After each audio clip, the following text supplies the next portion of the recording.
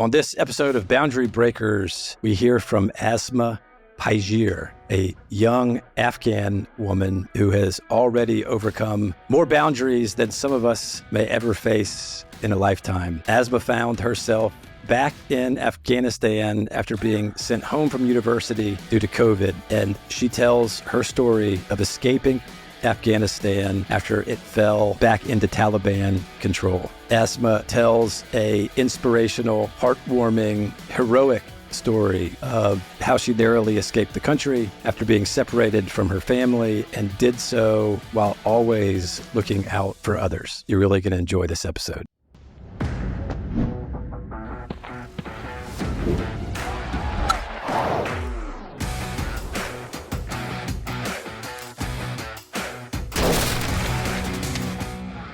Boundary Breakers is brought to you by Carter and Clark. Asma, thank you so much for taking the time to sit down with us. I am so excited to hear your story and just to really understand everything or to hear about and understand everything that you've been through.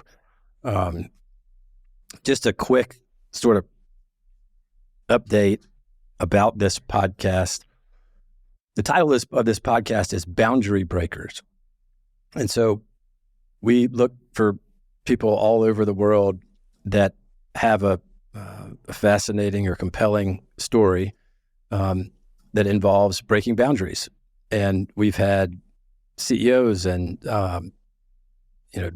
folks from the military, young folks, old folks, and the purpose of what we do is for people like you that have a fascinating and compelling story. It's just an avenue to share it with the world. And we have, our audience is a vast collection of different people, and we can learn so much just by listening to the stories of other people. And so I love being able to share or to have a platform where these stories are shared. So if it's all right with you, I would love to just initially start with your background, right? In terms of, it didn't have to be super, super incredibly detailed, but where you were born, what your early life was like. And then, we can go from there all the way up through some of the more recent dramatic aspects of it. But I think it's important from an audience perspective that they sort of get your origin story and your background and understand, where you came from before jumping into, some of the more dramatic parts of it. So look, and I will help you along and guide you and most of all, be quiet so you can tell your story. So if you don't mind, do you want to start with your early childhood, where you grew up, what that was like? Yes, sure. I just want to take a moment to say I'm super grateful for you to inviting me in this show and for letting me to share my story with your audience. And it's an incredible opportunity. And unfortunately, these days the world has forgotten the Afghan woman and about Afghanistan or Afghanistan people. So I'm grateful to be here and to share some stories of my background, childhood, or what happened to my life, because it's just as simple about thousands of life. It's my story, but everyone has their own story in Afghanistan, and it's similar to mine. Absolutely. And well, look, the pleasure is ours. Thank you.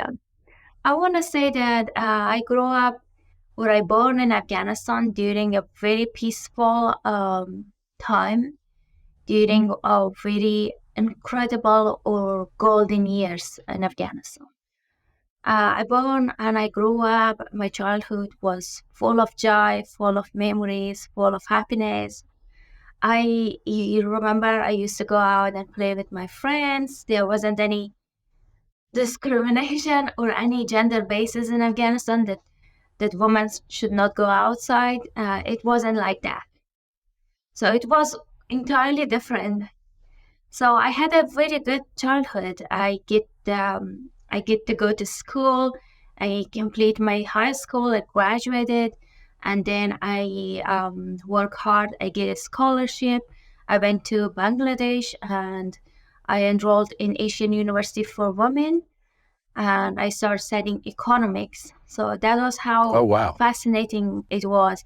For women, there was opportunity. There was this growth. There was potential to try hard, work smart, and then you will get to somewhere. But it Yeah. wasn't what you see today in the news. So Well, so this is just really interesting. What part of Afghanistan were you born in?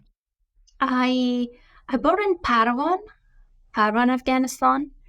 Okay. It was a province that the U.S. biggest military was located in, background base. Is the same Okay. Oh, province. Bagram? Yes. I was kind Bagram. of Okay. born maybe an hour away from the background base. Oh, okay. Yeah. Wow. Okay. And then I grew up in Parwan for a while, and then me and my mom and family, we moved to Kabul. And Kabul is the capital of Afghanistan because there was more opportunity in terms of education and other stuff. So we relocated to Okay. Kabul and continue our lives growing up in Kabul. Gotcha. Well, so what you mentioned that you were born during sort of the golden years. What would sort of be considered the golden years? The years that the U.S. forces were present in Afghanistan, definitely that 20 years was golden.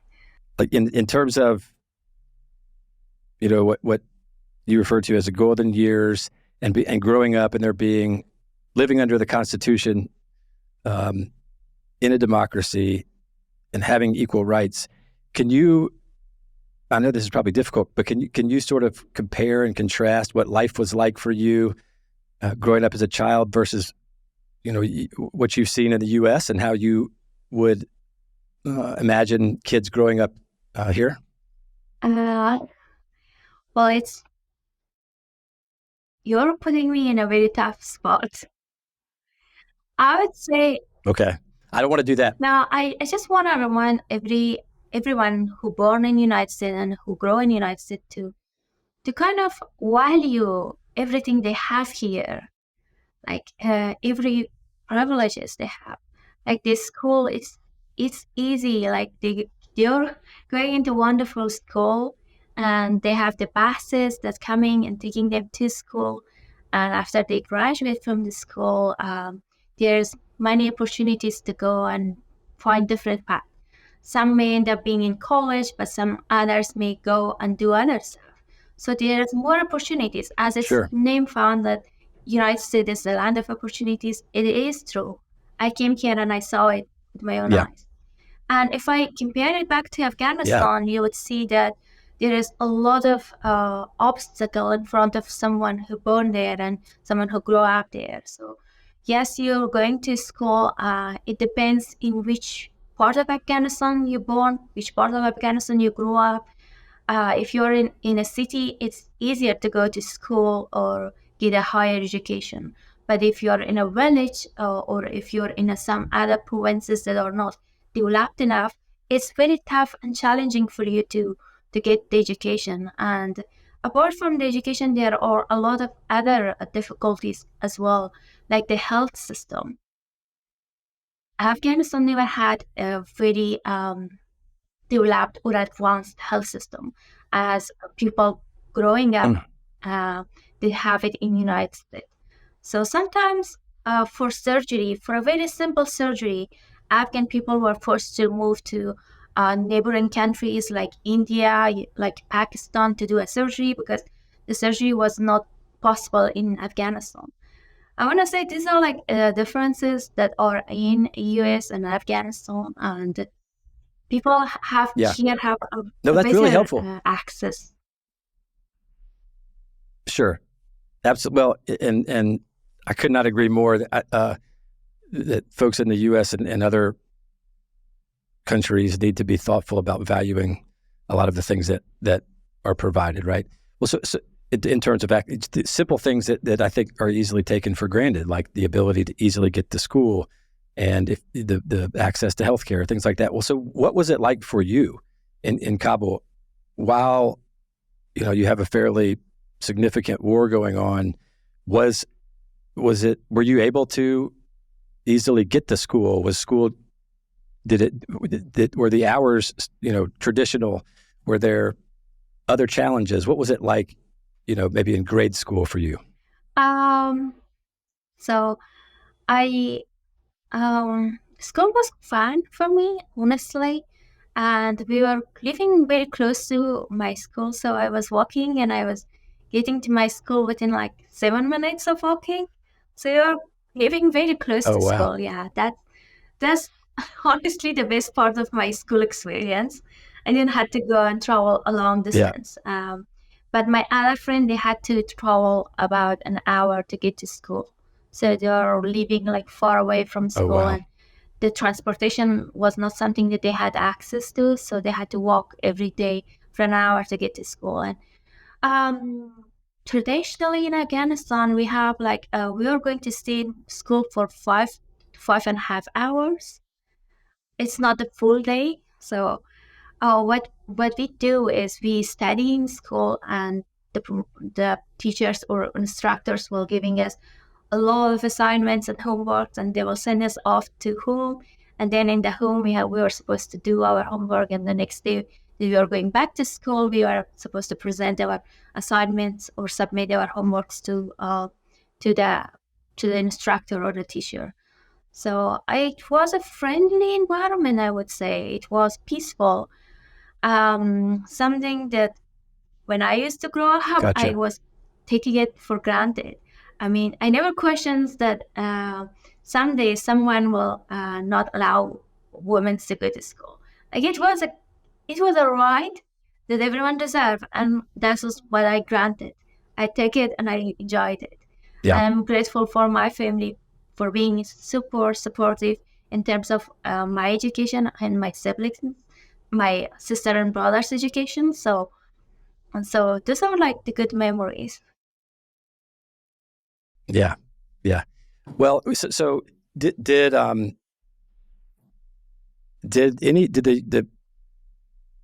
military activities going on in Afghanistan when you were in Kabul, were they disruptive to your daily life, or were they disruptive at all to school life, or were they further out in the different parts of Afghanistan, around grade school time Um, for you? I would say Kabul was relatively peaceful than other provinces, and a lot of military activity was not going on inside the Kabul city where I grew up. But of course, there was a lot of military activities were going on in other provinces, other parts of Afghanistan, and there were U.S. forces alongside with the Afghan forces and NATO forces were like fighting against the Taliban and also other terrorist group to ensure the safety and security of the civilians and people of Afghanistan. Now, I think I understand a little bit better. So um, it has to do with like the difference between Sunni and um, Shiite, Yes. and um, so there are several different um, cultural and or ethnic groups, and the Hazara, it sounds like were discriminated against pretty significantly. And so you did very well in school and graduated high school ahead of your peers with an A+ grade point average, and you applied to Kabul University, right? Yes. And so what happened? I I would say it's it's again the way they set up the concours or the examination entrance examination for Kabul University is kind of being discriminated. So you see a lot of people who has the eligibility or meet the criteria, they are never going to make to the Kabul University. But instead, there are individuals who gets there or who are having connection or having network. Oh, And We So don't they have the so they skills set or talent to get there. And that was one of I got you. the groundbreaking problem that was with the Afghanistan education system. Okay. So they set it up because you were a Hazara minority. They set it up where it's difficult, if not impossible, for you to get into Kabul University, even though you had an A+ grade point average. Is that Yes, of course. fair? So you couldn't go to Kabul University, stay near your family. So did you go out of the country for college or for university? Yes. Well, once I couldn't get to Kabul University, I had to figure out a way to get education. I was very pro to education. I'm still very interested in learning and like developing more skills and getting a degree. And Yeah. it's something that's our family stands for. My parents, they really supported us in terms of getting education, higher education.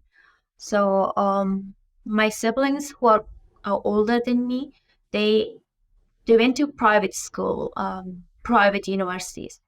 One of them graduated computer science, the other one law, school of law, and the other one economics.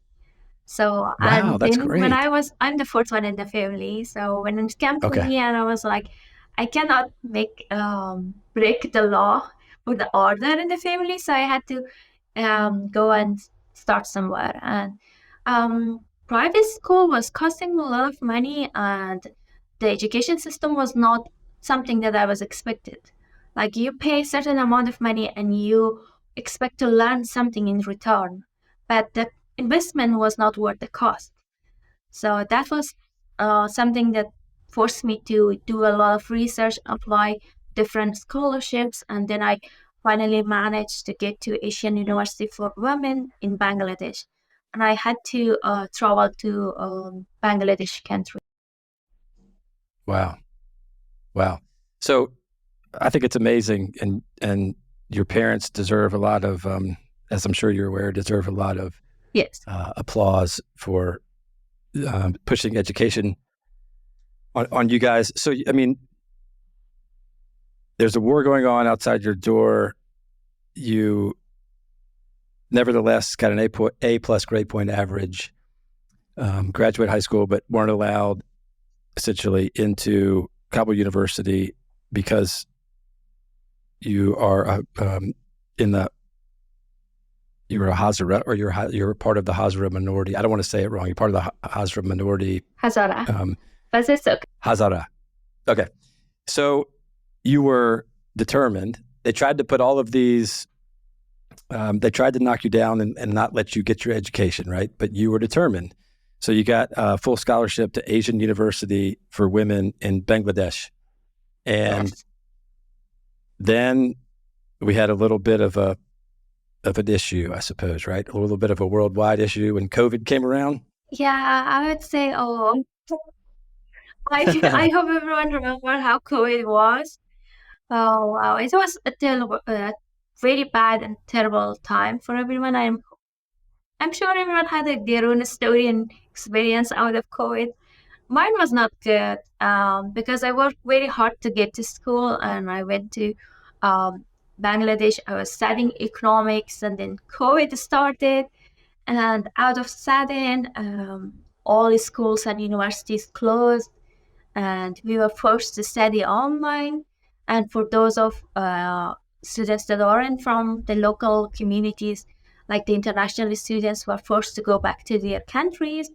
And in my case, we were forced to go back to Afghanistan, and we were we were expected to continue our education online.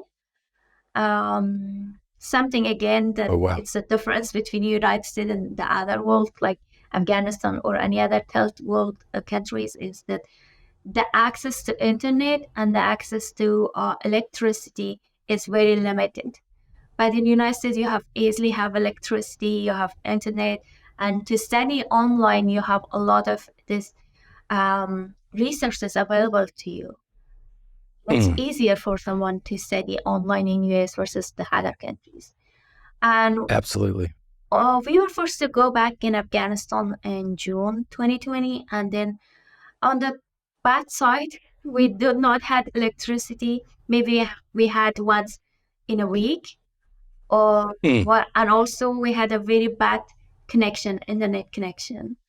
Internet connection is another huge issue in countries like Afghanistan. You were saying that most of your childhood with your mom and your siblings, because your dad was out helping U.S. forces. Yes. Well, that was the scenario. Then when I was growing up, my dad was not around a lot because he was in different missions, different provinces, fighting against the Al Qaeda, the Taliban, or any other terrorist group, and ensuring the safety not only for me, for my family, but for all Afghan people, along with other forces. And that's something I wanna kind of talking about it, because somehow his military career and his occupation and his affiliation with the US forces put our life in danger, in a huge danger, in a later when the Taliban regained the control of Afghanistan. And he retired from military again very early because of this discrimination that was going on. They were eliminating all these officers that weren't certain ethnicities. And my Oh, dad, unfortunately, was a Hazara, and he was retired sooner than what was the retirement age. And after that, he joined this this company that was working with the U.S. State U.S. Embassy in Kabul. And again, he was directly employed by the US government. And overall, his occupation was kind of changed with the US government, US forces, and this continuous affiliation that he had, unfortunately, endangered our life and his life when the Taliban regained the control of Afghanistan. Um, so that I'm going, you go ahead. well, I was going to say so that happens. The Taliban regain control of Afghanistan right as you are getting ready to go to Canada, right? Yes, I mean, if there was a 2 weeks of difference between when the Kabul government collapsed, the Afghanistan collapsed, and it was supposed to happen 2 weeks later, I would have already made it to Canada. But I think destiny plays its role, and we sometimes never make the places that we dream of about. Oh gosh. And I was in the work. I was getting my visa done. If you I don't know anyone is familiar with, the Canada government has this study permit that you apply for, and you when you approved, they would issue you the visa and to travel to Canada. And my documents were all kind of being set up, and I was ready to travel to Canada at that point. Um, but then uh, in August 15, 2021, it was a nightmare day. The Taliban regained the control of Afghanistan. Kind of remember, it was a very normal day. No one would have expected the Taliban will come to Afghanistan.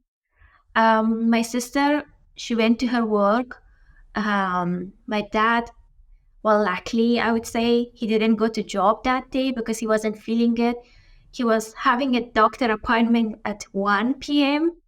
And then at somewhere at 10 a.m., I get out of the house. I went to the middle of the city, the Shahr now, Kabul, and I was intending to withdraw some money so that I can have some cash with me when I move to Canada.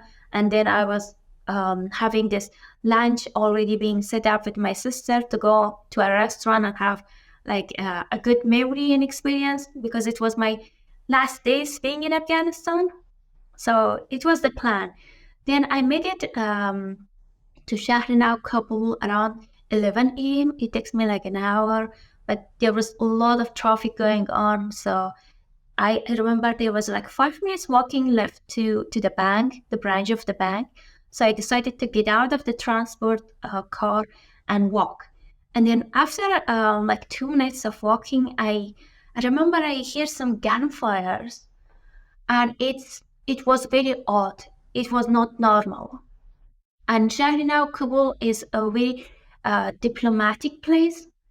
It's a lot of embassies were located there, a lot of ministries were located there, and it is the most secure place. It was supposed to be the most secure place in Afghanistan. So the last thing you expect to hear gunfire in such a location. So when I hear the gunfire, I was shocked and I didn't know what was going on. But the people that were around me, I think they had some kind of idea. I don't know, but they start running around. They start screaming. I remember they were saying one sentence over and over again, and they were referring that they were here. They were here. At that point, I did not know who they were referring to. So I was looking around, and then I remember this woman. She had this 4 years old child with her, or 5 years old. I remember she was running, she was screaming. These shopkeepers were trying to close their shops, and everyone was in a kind of chaotic situation. And I didn't know what was going on. I think I was stopped, like it was max, and I was just looking around me, just kind of figuring out what's going on. And then I saw the Taliban's car or getting into the street, the main street. There was a lot of Taliban soldiers. There were this white flag they have that indicates their identity as a Taliban, and they have this different kind of weapons with them, and there were like cars full of people just in the middle of the street. I was really shocked.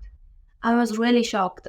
I did not believe what I am seeing is the actual truth, or something that is really happening there. And at that point, I realized that the Afghanistan government unfortunately collapsed, and then the Taliban regained the power. And then I tried to make a phone call to my parents. I just wanted to say that we lost the country, and I wasn't sure if I can make it to home. Honestly, I had no idea, because I did not dress the way the Taliban were expecting the women to be dressed, like most conservatively or to cover up. I don't know. I I I, I grew up relatively in a very democratic and kind of peaceful environment. My parents, they respected my choices and respected my rights, and they didn't force us to cover up or to do anything that we are not willing to. And that was not only in my family, that was almost for all the families that they were living in Kabul, and they were all women. They didn't have this burqas on, or like covering all. You can only see their eyes. There was not something like that. Maybe we had some kind of scarf that were around our neck. Oh, it was more of a fashion or a style thing, more less than something that we used to call it hijab or anything. So those were the differences. But then the moment that I tried to make this phone call, I realized that the network is completely down, because everyone rushed into communication channels. Everyone is trying to call someone. Everyone is trying to talk to their beloved ones, their dear ones. Someone tried to call their wife, children, their parents, because we don't know what's going on. We don't know what's going to happen. And the Taliban has this history of brutality.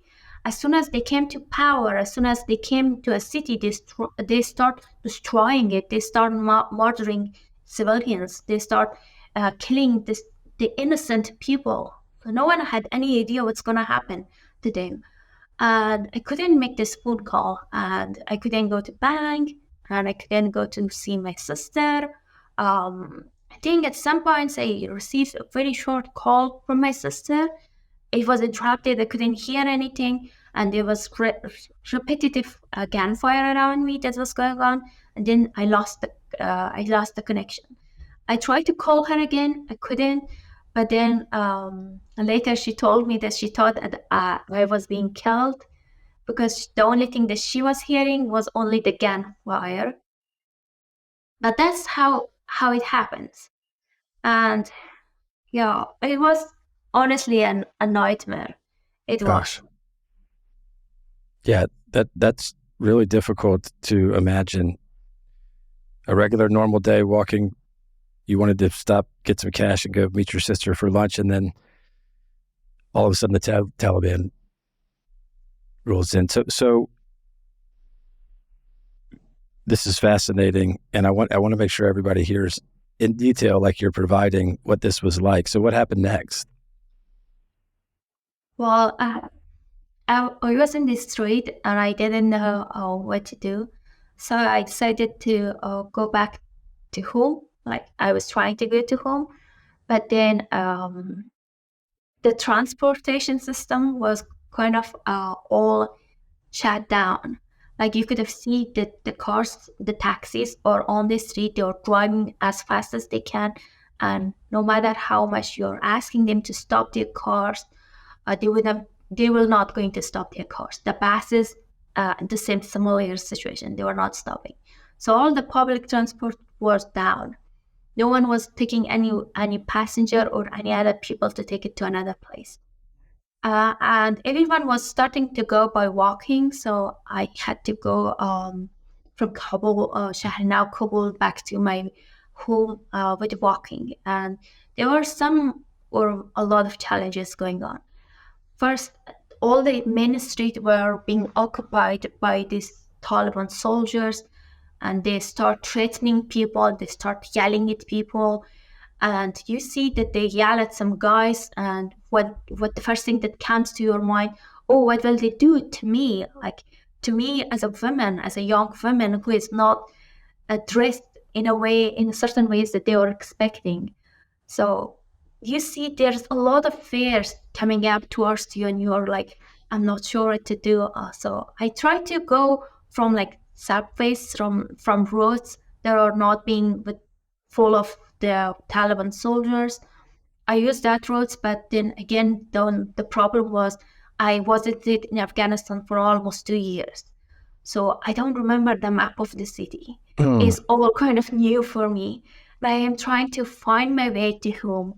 And there is the network is not working. Once the network is not working, so the internet is not working. So you cannot like really Google map your way. It's another privilege that we have in the United States. Everywhere we go, it doesn't matter if it's a new place. We just put the address in, we hit it, and we find it on the Google map, and we just drive there. It's not something common in Afghanistan. But then Google Map was also not working because it was connected to internet, and internet was not something that we had access at that point. So I remember that it takes me like 5 to 6 hours to get to home, to get to my parents, to get to somewhere that I feel safe.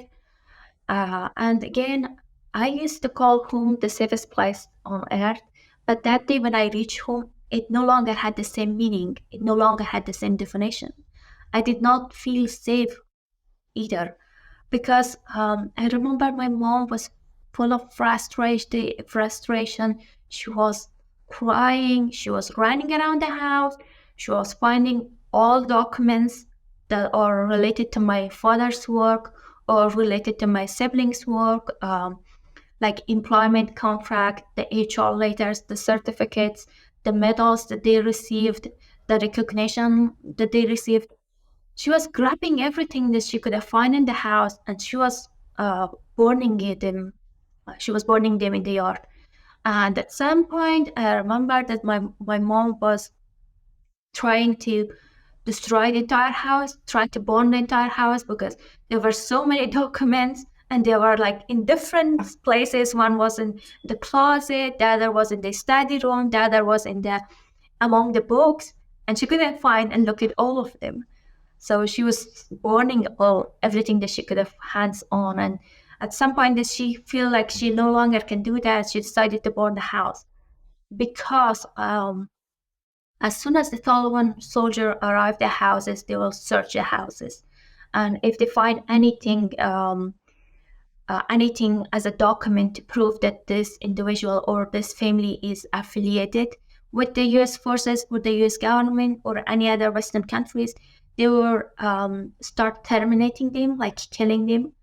It happened a lot. I mean, in the first 2 weeks, the Taliban was in the power again in Afghanistan. You would have seen that people are gone missing, or the entire family died during the night.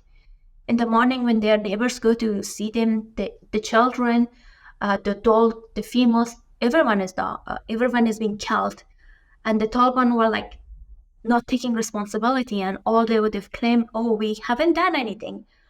We don't know as you don't know. It's just maybe they have some enemy that they came and killed them in the middle of the night. Something we know that there has no basis for that. So at that point, my mom was trying to like get rid of every single evidence that is in the house. And honestly, there was a lot of stuff. Like you imagine, my dad worked with the U.S. forces for like over 17 years. There was massive amount of pictures that were in the house, massive amount of certificates, work employment, data letters, recognition letters, and so as my siblings. It was difficult for for our family. We stopped my mom. We did not let her to burn the entire house because last thing we want is another red flag or noticeability in the area. And we decided to we have to run away. We have to stay hiding. And I think at that point, one of my friends, fellow friends, called him. He used to live across the street from us. He was living in the fifth floor or something. And he called my dad and he said that you have to leave the house immediately because there are some unknown guys just marked your house. And I'm sure it's the Taliban and they're targeting you and your family. And I remember among those chaos we was going on in the house, we like, we have to run. And we couldn't grab anything from the house. The only thing we grabbed was our passports and our like travel documents. Those were the only things that we could have grabbed and run away with that. And I want to say thanks to all the families and friends who helped us, who let us stay in their houses for a few days. It was kind of very sensitive situation. Not a lot of people welcomed people like us into their houses because if the Taliban caught them, they wouldn't have only killed us, but they would have killed that family, host family as well. So just moved to a relative house. We still hiding, and we know that we have to like get out of Afghanistan because Afghanistan is no longer a safe place for us. And if I don't know if you remember or not, the only place to move out of Afghanistan was through the Kabul airport. And then the Kabul airport was full of chaos on its own. A lot of people were trying to get out of Afghanistan. A lot of people were trying to escape from the Taliban and the Taliban government. And the next day that we tried to go to airport, in the crowd, I kind of lost my parents. We get separated, and I didn't know how can I like contact them or how can I find them. And I just remember a few things that my dad said. He said that we're not gonna go to the same location or the same relative house again because it's gonna be a danger to them and a danger for us. So at some point, if we get separated, you have to kind of remember the addresses that of your like relatives and friends' house. Just go there. And at some point in the future, we may be reunited, but that's something that, from a security perspective, you have to keep in mind. And another thing, my parents, both of them, they destroyed their phones on the day the Taliban seized the Kabul city because there was a risk that they can track my father and they can find him, his location, and as well as our location, and they might terminate or kill him and kill us as well. So they get rid of their phones. There was no way that I can make a phone call or a connection with my parents. So I remember here I am in the middle of chaos with a crowd amount of people around me, and I had no one and I had no idea what to do or where to go or how to move forward. And then I was remembering sitting on this kind of stone, a bracket stone sort of things, and I couldn't cry, but I was so overwhelmed that I couldn't even breathe. I was just into my thoughts, what's going to happen. And then I received this text message from my friend from Asian University for Women. They said that our university organized some buses, 7 buses in total, to take us to Kabul airport and then through a charter flight to get us out of Afghanistan. So they send me the location of the passes, and I get to go to that location. I join my other friends. At the beginning, it was 180 of us, but later I'm gonna tell you the story how we all got separated. So I joined them, and we tried to get to inside the Kabul airport, but every attempt that we make was unsuccessful, because all the gates to the Kabul airport was being guarded by the Taliban and the Taliban soldiers. And the last thing they want is the 180 Afghan women, young women, to move out of Afghanistan, especially when this is the control of Kabul or Afghanistan. So I remember that they were not allowing us to get inside. They were threatening us that if you ever show up again, we will shoot you in the head. We will not going to show you mercy. And we are persistent to get inside the Kabul airport over and over again. And some of our attempts lasted almost 26 hours, 36 hours. So we did not have this some access to food or drink or restroom. So we were being stuck in the passes. And to create fear, these Taliban did everything they could. They beat our driver, and they forced us to leave the gates. They forced us to leave the area. And once we were moving from one gate, we would have traveled to another gate, and we would have tried our best, our way to get inside. And unfortunately, all of these gates were being controlled by the Taliban, and they were not wanted us to leave. Gosh. So you got to the bus, and then the bus drivers would sort of, okay. Did all 7 buses stay together the whole time? Were you guys all stayed as a group together, all 7 buses? Yes. And so you guys kept making these attempts to get into the airport, and they would stop you at the checkpoint. Mm-hmm. And sometimes you would sit there for 24 to 26, 36 hours. Yes. And that was kind of very, psychologically it was difficult, because it was full of uncertainty, and we don't know if we can make it to the Kabul airport or not. And from a physical perspective, it was very difficult to just sit in a very small place for certain hours that you're talking about, 26 hours. It was very difficult. They did everything they could to just discourage us to getting inside the Kabul airport. I just remember another incident that happened is these drivers, at some point, they get some money from other people. I don't know, they get some bribes, or I'm not sure. They let these guys to get inside the buses, and those guys are not supposed to be in our group, because it was Asian University for Women, and all 180 students, we all were Afghan women, young women. And there was a risk with that. If you let them inside the buses, then the buses were not being allowed to get inside the Kabul airport.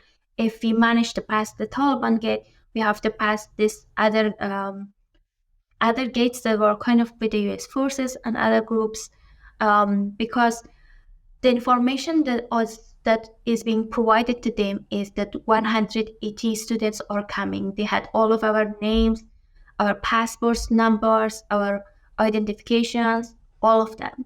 and that was posing a risk to that. If they would have seen some men on the buses, what they would have imagined is that these are other people who are trying to get inside, and they wouldn't have allowed. So morally, it may not feel right, it may not sound right, but I had to make a decision, and I had to push these people out of the buses. It was like grown adult man. Some of them are like twice of my size. I'm 5'3", so I'm pretty much a low, short girl. So I had to push them, and I had to encourage my classmates, my friends. You need to join me. So if you want to get inside the Kabul airport, we should stop them from getting into the buses. So at some point, we managed to get them out of the buses. We locked the doors, and some of us stayed behind this bus's door, and we tried to hold it with our elbows. So those are like challenging points that we all have to overcome and to manage it. But then a lot of attempts did not let us to get inside the Kabul airport. It was unsuccessful. Um, at that point, I remember that we were all being advised not to make communication, not to share our location, not to share our identities with anyone overall. And we were kind of advised to not use our phone. So, because if anyone see that we are using our phone, it poses a risk, not only to us, but to all our classmates. So at some point, I need to use my phone because I feel I have to. I remember the last attempts we had was kind of different. So the Taliban kept us in this between two gates. So once it was like multiple gates to the Kabul airport, and all of those gates were like being guarded by the Taliban. On the first few attempts that we had, the Taliban would have forced us to leave the area from the first gate. So was anyone else who was trying to get to the Kabul airport. But the last attempt we had, they let us pass the first gate, and we were like so happy that they're letting us to get into Kabul airport. But no, they stopped us at the second gate. Now we are at the between the two gates of the Taliban. And unfortunately, it was kind of located in front of the Ministry of Interior. I visit there. I had to take some documents out of the Ministry of Interior during the former Afghanistan government, democratic government that we had, because I was supposed to go to Canada. So I was kind of familiar with the environment, with the camp. It was massive, and it was a very big place. And then when the Taliban get the control of Kabul, they also get control of every ministry, every department, every company, every police station. So it was it turns out to be the biggest Taliban camp in Kabul city. And we were right in front of this. And they kept us for like hours. At some point, it's getting dark and dark, and it's like 11:30 p.m. at night, and it gets suspicious, and I'm seeing these Taliban soldiers that are walking and passing our buses. They're looking at us, they're checking on us to make sure like none of us is getting away or none of us are escaping. And then at some point they start to force the other people to leave area, like the people who have their houses nearby, they are being forced to leave. People who are get to the first past the first gate, they also are being forced to leave. And I'm seeing this another bus that was on that same area. It was not associated with our 7 buses, but it was a bus that had other nationalities. Like not only Afghans were on that bus, but other nationalities, like the foreigners, and they're kind of easy to recognize in a country like Afghanistan. I mean, I'm sounding bad, but that's No, reality. no. That's just, you just state the facts. I could. They're like white, bright, and they have like this yellowish color hair. So very easy to recognize them. And I'm seeing that they are being forced to leave the area. At some point, I'm like, this is not sounding good. This is really not what's going on. I start to ask this question for myself, and I start to think about it. And I remember that I briefly recall um, a lesson from my history class. So prior, I never met the Taliban before the 2021 in my life, into like in a real life. All I was hearing was the stories from my parents, my grandparents, or relatives that were coming and visiting our house. They were telling the stories about how the Taliban behaved when they were in power, why we should value the democratic government because of this reason. They continuously telling about their violence and stuff like that. But one is you're hearing about it, the other way is you're seeing it. And there's huge difference between that. The way I experienced it was way terrible than the way I was hearing about it. And I remember this history lesson that I had in school about the time period that the Taliban was in power and people were gone missing. So they didn't get public or kind of this Taliban has this kind of different system. So they don't have court, they don't have judges, they don't have attorneys to defend someone. So if you're being recognized criminal by them, so a Taliban leader may say that, oh, we have to terminate this guy, and then they're going to terminate that individual. So that's how the system was going on, system was working. But I do remember this specific history lesson that there were individuals that gone missing during the first time that the Taliban was in the power. So their families do not have any idea. Either they are died, either they are being killed by the Taliban. What happened to them? Till today, no one knows about it. It's just people gone missing like that. And I remember that I was reading this in book that these families still they're in sorrow, they're in this sadness. They just want to know what happens to their loved one, but there is no one in the world to answer that question. And I was at that point, and I thought that, am I gonna be the same? Is 20 years from now, 50 years from now, someone gonna read in a textbook about me that we gone missing and no one knows about us? No one knows what happened to us? And I started like asking myself this question, and I was like, I'm not ready. I'm not ready to face this destiny. That's not going to happen to me. And there was a lot of fear going on, and we all know that every individual is threatened by the Taliban or the Taliban government. But if you're a woman, and if you're a young woman, you're under a lot of threat. You're under, like another term is vulnerability. So you're going to be suffer from Taliban in many different ways. So for example, I just want to mention some of them.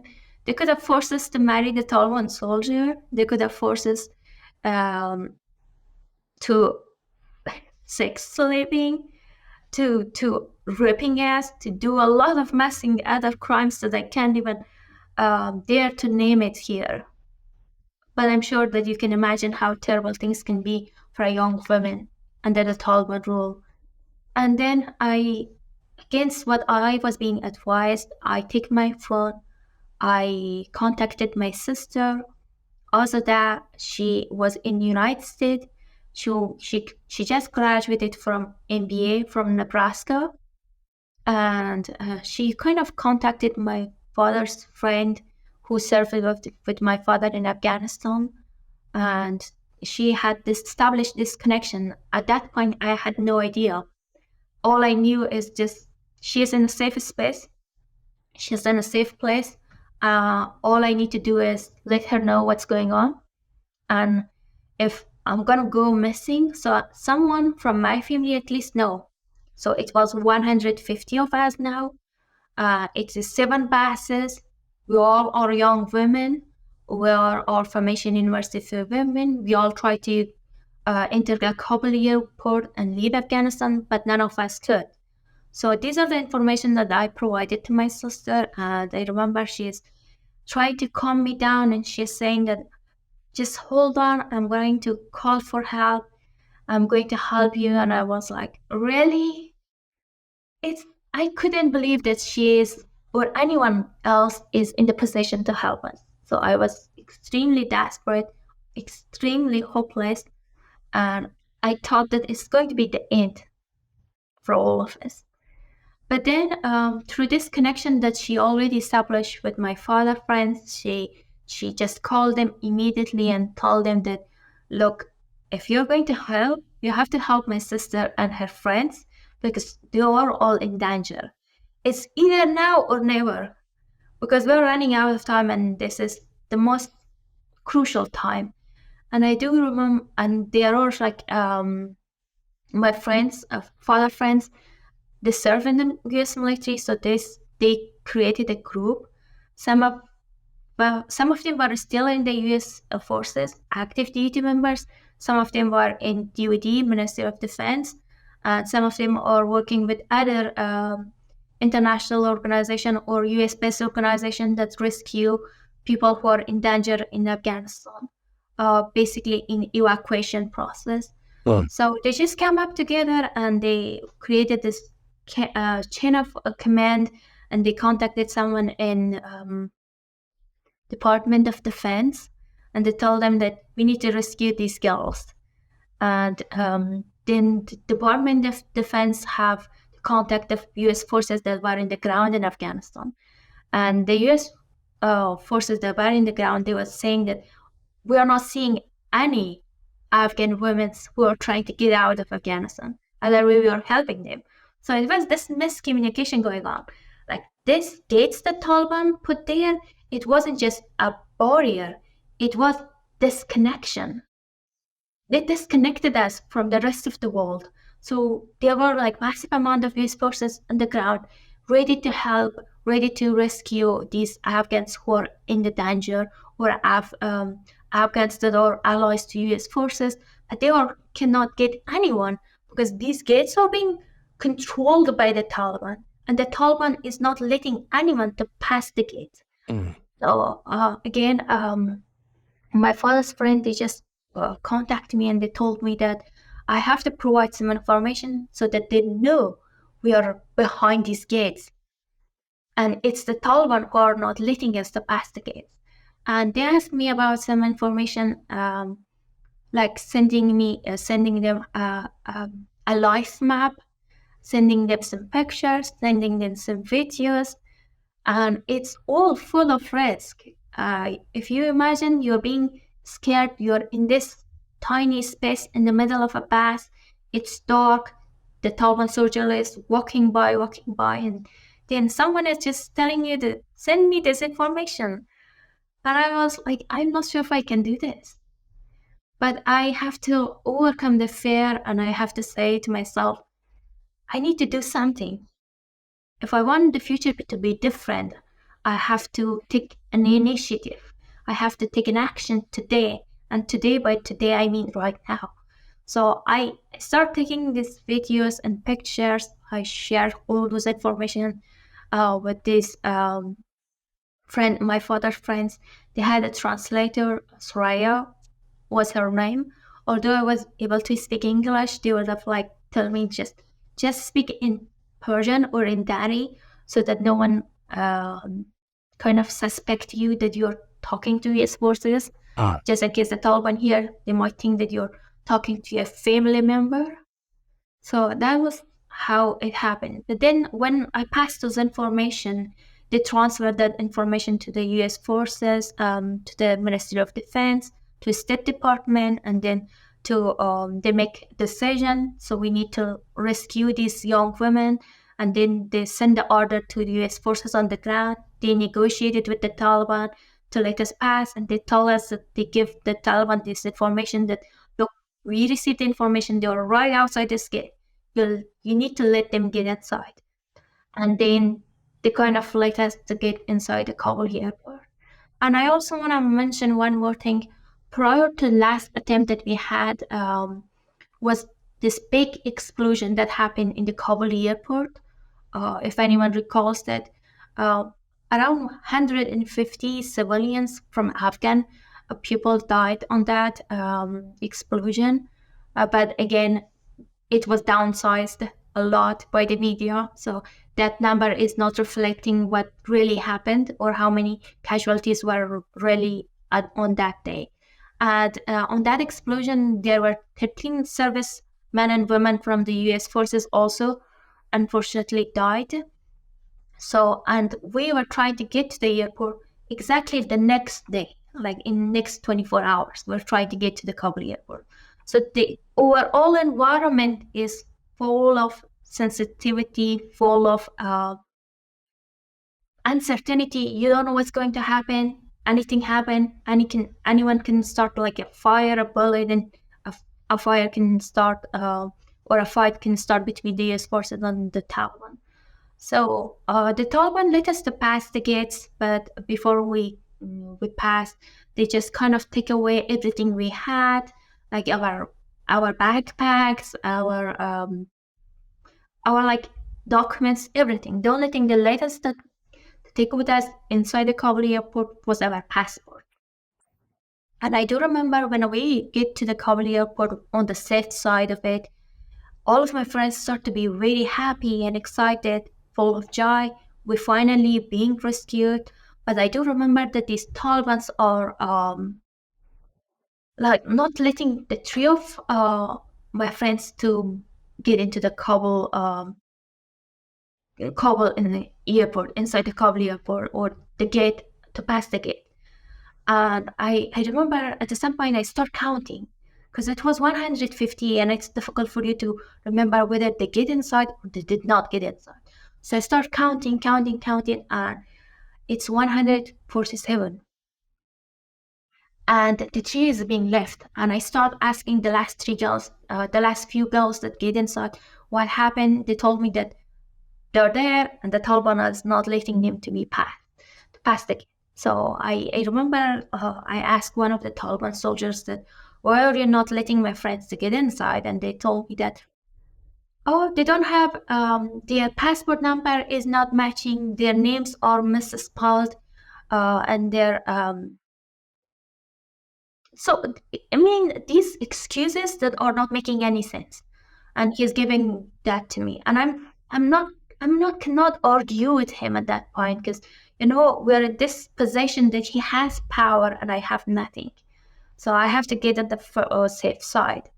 And I get to the point that I could have make a phone call. I start calling my father friends that were in the US. Now I'm in a better and a safer place. I start speaking English, and I was like, please help them, please help them. And I'm start begging them because I know whatever going to happen to all of us. Now it's going to happen to this three girl for certain.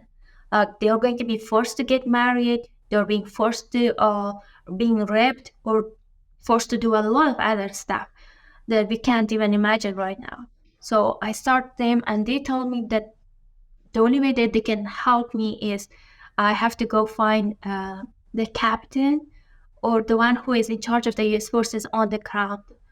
And I do remember that I was walking around asking these US soldiers that, who is the captain? Who is the captain? And they were like shocked. Why I'm like making these questions or inquiries instead of like going ahead with my other friends and just leaving the country. So at that point, they are just taking me to their captain. I found this guy. I talked to him and I said like, my three friends are outside the gate and they need your help. And I had to convince him to talk to my father friends. And I was just keep telling this guy that, look, the US Special Forces is on the phone. So can you please talk to him just for once, just for a few seconds? And I'm just making this demand.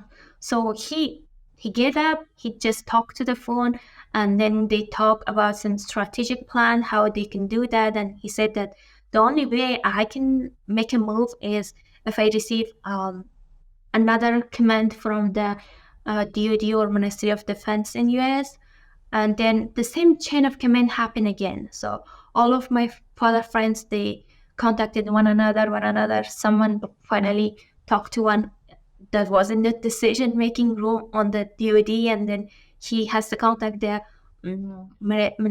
State Department. Together, they finally send this command or order to this captain on the force that was in the ground. So this captain go ahead and negotiate with the Taliban and rescued my 3 other friends. And my other 3 friends finally joined us almost like 2 hours later. They joined us inside the Kabul airport, and it was a kind of joy and happy moment or happy ending. I Wow. just want to take this moment to say thank you so much to that captain who who did who did a huge thing. I cannot find the right words to describe how grateful I am personally to him and to all US forces in Afghanistan that were on the duty during that chaos that happened in Afghanistan, but also for all the US service members who served in Afghanistan during those 20 years. Thank you so much. You really made a huge difference in our life. And because of you guys, we have a very wonderful upbringing. We had wonderful memories. I had a wonderful childhood. So thank you so much. Wow. You don't happen to remember the captain's name, do you? No, I was under a lot of stress. I don't remember his name, but somehow I kind of remember his face to some extent. I'm I'm positive someday I will meet him in real life, and I want to say him and thank you in Well, person.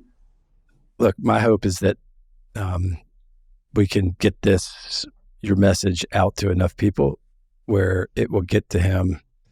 And you guys need to meet in person because, look, I obviously wasn't there. I'm just hearing the story, but it sounds like, look, both of you were put in a position. You didn't have to think about other people. You could have just gotten on in and gotten out of the country, but you refused to go without your 3 friends because you knew what was going to happen to them. And then the captain could have said, sorry, there's nothing we can do. So look, you're both heroes as far as I'm concerned. And, somebody's going to write a book or make a movie about this very soon. So it's hard to Yeah, even imagine what you went through, starting from not getting into university. I mean, you name it, right? COVID, everything. You're finally about to get free, and you yeah, won't go until you make sure that your 3 friends are released as well. So you just said thank you to the U.S. troops. Well, I'm sure that those 3 friends have thanked you, but look, you deserve a lot of credit as well. You, the leadership and initiative and maturity that you showed to help get all 150 souls out of Afghanistan is pretty incredible. Pretty incredible. thank you. Thank you. And I want to say thanks to everyone who helped, including my sister and my father's friend, because if they were like not making this chain of command, this connection and this network, we would have never get out of Afghanistan. So I really want to say thank you for all of them who stayed positive, who worked really hard to get all of us out. And about the 3 girls, my 3 friends, I want to say that at that point, I've already lost my parents. I lost my family. I didn't know what happened to them or where they are, what's gonna happen to them. So the last thing I wanted to know to lose another human being right in front of myself, especially if I can do something about it. And I didn't know whether my efforts can make a difference or not, but either way, I just try my hard. And I'm very grateful, and I'm very happy that it's really made a difference, and they could get inside the Kabul airport and they joined us. And that's incredible. And I made it to United States. I want to say thank you from my bottom of heart to all the Americans for their hospitality, for their warm, welcoming behavior, from all these helps that they provided to Afghan people to kind of resettle to their communities, and they opened their hearts, opened their doors to us. So I'm super grateful and super thankful to all of them. Wow. Well, we're thankful that you're in the U.S. and that you're safe. If there are people that identify with your story and would like to help in some way, invest in your future or just be supportive and stay close to your story, you've been accepted into Virginia Tech. Is that right? Yes, well, it was kind of difficult. I remember I get into United States. I had no one. I'm in Virginia, state of Virginia. So my sister was in Nebraska, and I had nowhere to go. I had no family members. I had no idea what's going to happen.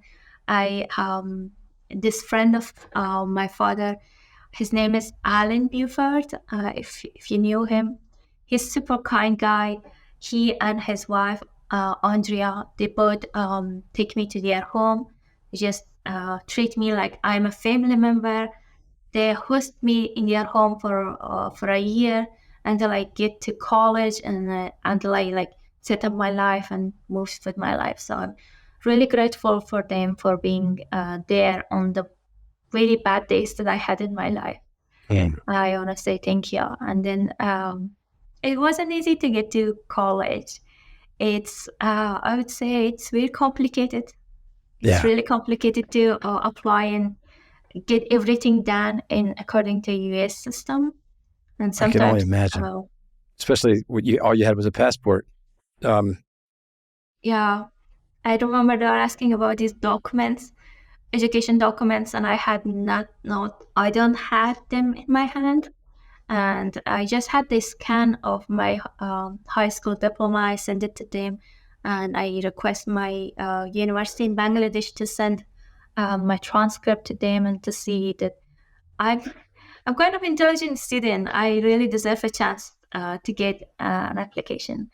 And yeah. they keep repeating, telling me that we are not accepting the high school transcript from individual. It had to be sent through the high school. Oh And my I was like, gosh. I remember I replied to that email and said like, good luck. Right. Because right Yeah. now the Taliban's are in power in Let's call the Afghanistan. Taliban, see if they'll send my transcript. Yeah, it's not going to be something feasible, something Right. possible. It's not like I don't want to provide it. It's not in my hand, and I can't do anything about it. And Yeah. that's something about. Well, Anyway, I get into a university, and I'm still fighting my way um, forward to make future better place. I know well, look, it's yeah. I think adversity is life's greatest teacher, and you've had more than your fair share of it. And so you are, I'm sure, one of the wisest, oldest souls in your generation. So if there are folks that watching Thank you. this, of course you're very welcome. If there are folks watching this that would like to help or want to lend a hand, or like I said, want to just follow your story, how can they reach out? Would do you have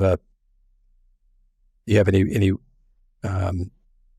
potentially like a GoFundMe site or anything that might Yeah. be helpful? Uh, Thank you so much for bringing that up.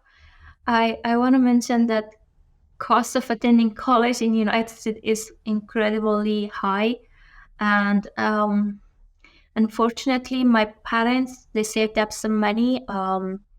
and they saved up money and they were like paying for my tuition to go and study in Canada. But when the Taliban seized the Kabul government, they also locked or seized the money that my parents had in the bank account. They just seized our house, they seized our properties, and our car and everything we had. So we are kind of like empty-handed when we kind of escaped or flee Afghanistan. I'm grateful that my parents, they made it to United States. They were safe. We are all together safe, and we are trying to move forward. But it's a lot of financial barrier with the school. For first 3 semester, I wasn't eligible for institution. I was forced to pay out tuition, and all the money that I saved up through like public speaking or any other stuff is being spent up. So I'm still trying to raise up fund for my education to study in Virginia Tech, study FinTech and Big Data Analytics. I do have a GoFundMe, and I'm more than happy anyone if they can help me financially, that would be great. But if they couldn't, all they can do is to share it with other friends, other folks who can help. And I'm super grateful for everyone who donated towards my education plan because of their fund, because of their generosity. I'm right now in Blacksburg and I'm attending college in Virginia Tech. Wow. I am hopeful to graduate and make a decent living and make a difference in this world. So thank you. Well, I'd like to support you. So what I'd love to make sure that we get your exact GoFundMe page and put it up on the screen here at the end of the podcast. It's hard for me to communicate. That's just such an inspiring. I mean, inspiring may not be the right word, because obviously it was harrowing and difficult for you and your classmates. But a lot of people need to hear this. We have politicians that make these decisions about, we're going to leave Afghanistan in 30 minutes because I promised somebody last week that's what we would do. And then people like you bear the consequences. And it's unbelievable to me to hear that there was zero advance warning, zero, about what was happening. And yeah, and it's unfortunately it's true. The way the Afghanistan government collapse was unexpected. We didn't believe that it's happening. We didn't believe I was there. It was just a normal day. Of course, we had conflict going on in other provinces, but those were like outside the Kabul city, and no one would have imagined that Kabul is going to be fall under the Taliban rule once again. And it was a shocking experience that we all had. Or again, we witnessed another chapter in history, and unfortunately, this one is the dark chapter, and that's sad. And part of the reason why I'm doing this public speaking is I just want people to know about what happened in Afghanistan and about those 20 years that the US forces were in Afghanistan. Because I'm not sure if you're following these social media trends, you would see that there is a lot of underestimation, a lot of undervalue going on towards the US forces or the US presence in Afghanistan. And they are just not taking into account what those years that the US forces were make difference in our life, in Afghan life, in the minorities' rights and life, and the women's life and rights, and these developments that happen in this country within this 20 years time period. So they're not taking that into account, and it's sad to see that they're not respecting the US forces. Yeah. So I just want to do this, and I just want to let everyone know that yes, Afghanistan again fall into the hand of the Taliban, unfortunately. But those 20 years were golden years. We take a lot of advantage from those years. Women like me were going outside, getting education, getting to work, traveling outside, by themselves outside of the country, inside the country. There was no one to question that. There was no one to stop them. There was no one to stop to put a barrier in front of women.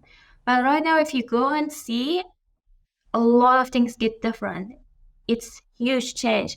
The Taliban start taking women off the street without anything, and it's very sad to see. And apart from women's rights, you would see the education system is collapsed to only allow their passions, ethnicity to get inside the universities or higher education system. Not only to be passion, but specifically to be someone who shares a same mindset as the Taliban. And that's another collapse into the development that Afghanistan deserve, or Afghan people deserve. And then overall, the country system, the constitution has been collapsed. There is no constitution, there is no rights, there is no judges, there is no court. So it's basically local, I don't know how to explain this term, the Taliban are imposing in Afghanistan. So there is no system. And something that I'm focused on is financial system and the money movement. And I would say that in the when the Taliban seized the Afghanistan government, there was collapse in the financial system. You would have seen the banks run out of money. There was a lot of pressure on the economy of Afghanistan. The economy is doing super, super bad. A lot of families are falling under a poverty line. A lot of people starve in Afghanistan. Children are not receiving enough food. And you would see that they are forcing women to not get out of the house, not to work. And we had this 50% of the workforce in Afghanistan, like women, and they were in the healthcare system, one of the crucial systems that were there. So we had a lot of doctors, female doctors. But right now, they are forced to not work. So there is no health system for women at all. So I just hear from a friend who is still living in Afghanistan that one of her relatives just died giving birth. Something that could have been very easily prevented in the former government. But right now, it's not. Because she didn't get to hospital. She wasn't allowed to go to hospital. She had to give birth in the perimeter of the house. And there was a lot going on, and she unfortunately passed away. And it is extremely sad and extremely difficult to bear such a news. And you see where we were in that 20 years and where we are now in Afghanistan. And there's a huge difference. Well, look, it's clear you've got something special inside of you. That is, you have this altruism, this heroic quality to help others around you, and it's my pleasure to meet you and to get a glimpse into who you are, because you're a hero to a lot of people. And thank you. Thanks for allowing me to get us just listen to your story. And we're going to find the name of the U.S. captain that helped your friends. Please do so. Yeah, please do so. I really want to say thank you in person, and I want to say, like, you may not have any idea what you did, man. Wow. You just saved us. 150 women. Wow. That's incredible. We're going to make that happen. And we're also going to put your GoFundMe. We'll put a link up and make sure that everyone knows how to get there. And we want to drive a lot of folks to be able to support you. So thank you. Don't forget, everybody, you can find Boundary Breakers in a lot of places. You can watch our episodes on the Boundary Breakers YouTube channel, or you can listen to each podcast on Spotify, Apple Podcasts, or any of the other major podcasting platforms. Thanks for listening.